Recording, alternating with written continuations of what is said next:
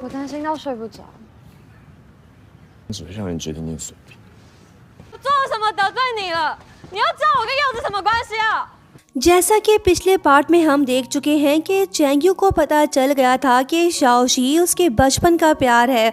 अब हम आगे की कहानी की तरफ बढ़ते हैं। चैंग्यू को कुछ ऐसा करना होगा जिससे शाओशी को सब कुछ याद आ जाए। नेक्स्ट मॉर्निंग जब वो स्कूल जा रहा होता है तो हम देखते हैं कि शाओशी भी उसके पीछे पीछे आ रही है, वो भी स्कूल की तरफ जा रही है। तभी चैंग्यू की नज़र कुछ बुली बॉयज़ पे पड़ती है जो एक लड़के को बुली कर रहे होते हैं। ये देख चैंग्यू के दिमाग में एक ज़बरदस्त आइडिया आता है। प्लान सिंपल सा है, लड़की को याद दिलाने के लिए माहौल को पहले जैसा बनाना होगा। चैंग्यू ने बुली बॉयज से पंगा ले लिया, वो सब इसके पीछे पड़ गए। चैंग्यू मेन हॉल के अंदर चला गया। ये बिल्कुल वैसा ही सीन क्रिएट हो गया जैसे बचपन में हुआ था। वो बुली बॉयज से बोलता है कि अभी रुको, लड़की को तो आने दो, फिर मज़े से मारना। जब शाओशी करीब पहुंच जाती है तो वो बुली बॉयज से बोलता है कि चलो मुझे मारना शुरू कर दो।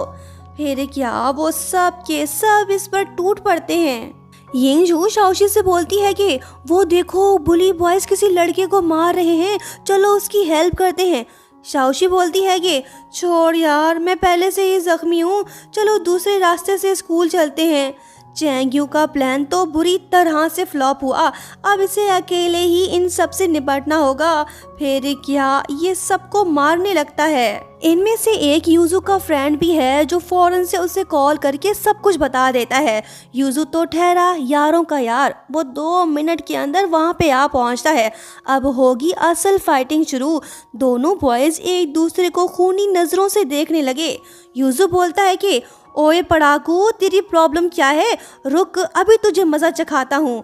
दोनों के दोनों लड़ पड़े, कोई एक भी पीछे हटने को तैयार नहीं। आखिरकार एक दूसरे को खूब मारने के बाद दोनों थक हार के लेट जाते हैं।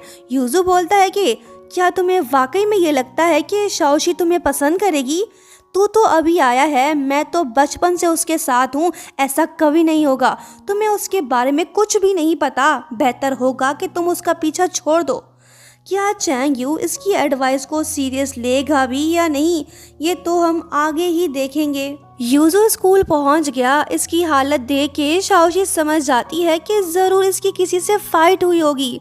यूजू को अपने से ज्यादा शाओशी की फिक्र है। उसे लंगड़ाते हुए चलते देख वो उससे बोलता है कि चलो आओ, मैं तुम्हें क्लासरूम तक ले चलता हूँ। दरअसल यूजू इसे चैंग्यू की तरह अपने शोल्डर पर बिठाना चाहता है, लेकिन शाओशी बोलती है कि नहीं स्टूपिड, अगर किसी ने हमें देख लिया तो वो लोग गलत समझेंगे, मैं ठीक हूँ, चल लूंगी। इसकी इस बात पर यूजू बेचारे का दिल तो टूट सा गया। शाओशी ने चैंग्यू से पिगी बैग राइड तो ली, पर इससे नहीं।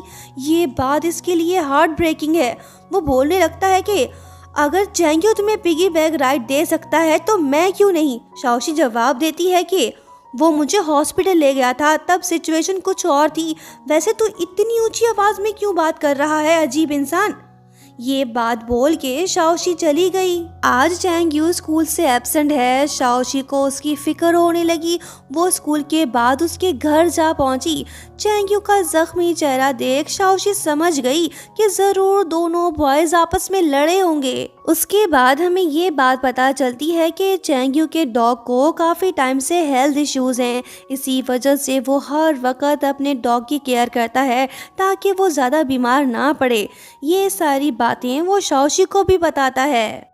यूजू कॉन्सर्ट की तैयारी में बिजी हो गया है तो वहीं शाओशी और चैंग्यू की फ्रेंडशिप धीरे धीरे से प्यार में बदलती जा रही है। अब तो दोनों साथ में ही लंच करने लगे हैं, लेकिन शाओशी को चैंग्यू का फीका खाना कुछ ज़्यादा पसंद नहीं है। वो खा के उल्टी कर देती है। शाओशी को लगने लगा है कि हम दोनों और ज्यादा करीब होते जा रहे हैं। चैंग्यू को भी ऐसा ही लग रहा है। ये भी बड़ा खुश दिखाई दे रहा है। इसके दिल में जो फीलिंग्स हैं वो कभी भी जुबान पे आ सकती हैं। यूजू ये दर्दनाक नज़ारा खुद अपनी आंखों से देख रहा है। यिंगजू उससे बोलती है कि कोई बात नहीं, अपना दिल छोटा मत करो, सारा मामला दिल का ही तो है। दिल है कि मानता नहीं, इसका भी दिल नहीं मान रहा, अब ये बर्दाश्त नहीं कर पा रहा, इसे कुछ करना होगा नहीं तो शाओशी किसी और की हो जाएगी। चैंग यू तो शाओशी को ट्यूशन भी देने लगा है। ससुरे की मैथ अच्छी, बच्ची इसी बहाने इसके साथ समय बिता रही है। यूजू भी आ पहुंचा, इसे शाओशी से जरूरी बात करनी है। एक छोटी सी प्रॉब्लम हो गई। दरअसल जो लड़की कॉन्सर्ट को होस्ट करने वाली थी उसका ब्रेकअप हो गया। रो रो के उसका हाल बेहाल हो गया। यूजू को लगता है कि अब ये लड़की होस्टिंग नहीं कर पाएगी। इसी वजह से वो शाओशी से बोलता है कि तुम मेरी हेल्प करो। शाओशी पहले तो इसे मना कर देती है, लेकिन यूजू की वजह से वो मान जाती है। फिर वो चैंग यू को मैसेज करके बोलती है कि तुम कल रात होने वाले म्यूजिक क्लब कॉन्सर्ट में ज़रूर आना। चैंग यू इससे प्रॉमिस तो नहीं करता, लेकिन वो आने की कोशिश ज़रूर करेगा। नेक्स्ट सीन में हम देखते हैं कि कॉन्सर्ट शुरू होने में कुछ टाइम रह गया है। शिन हुई यूजू से पूछती है कि शाओशी ने कहा है कि तुम दोनों फ्यूचर कपल नहीं हो, तुम्हारा इस बारे में क्या ख्याल है? तुमने तो उसके लिए बहुत से गाने लिखे हैं, बताओ, जवाब दो। फाइनली यूजू इसे बता ही देता है कि वो शाओशी से बहुत प्यार करता है, वो भी बचपन से। इसकी ये बात सुन के शिनहुई के पैरों तले ज़मीन खिसक जाती है, क्योंकि ये भी यूजू को लाइक जो करती है। शाओशी होस्टिंग करने में बिजी है, परफॉर्म करने का समय हो गया है, लेकिन एक प्रॉब्लम है, शिनहुई ड्रम नहीं बजा पा रही, उसकी आंखें नम हैं। वो यूजू से कहती है कि मैं ये नहीं कर पाऊंगी। ये उठ के वहाँ से चली गई। ऐसा तो होना ही था, दिल टूटने के बाद कौन परफॉर्म कर पाता है। अब यूजू तो मुश्किल में फंस गया है। ऑडियंस भी काफ़ी शोर मचाने लगी। अगर ये सब बिना परफॉर्मेंस देखे लौट गए तो फिर कभी इन्हें कोई सुनने को नहीं आएगा।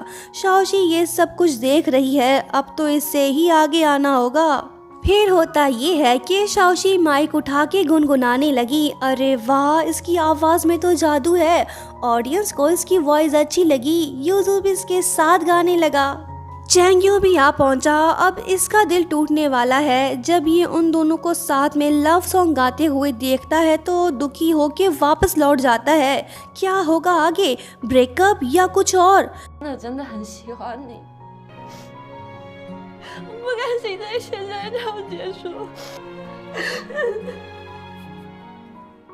दोस्तों नेक्स्ट बार देखना मत भूलना। लाइक शेयर सब्सक्राइब और हाँ, प्यारा सा कमेंट करते हुए जाना। Thank you so much for watching. Bye bye.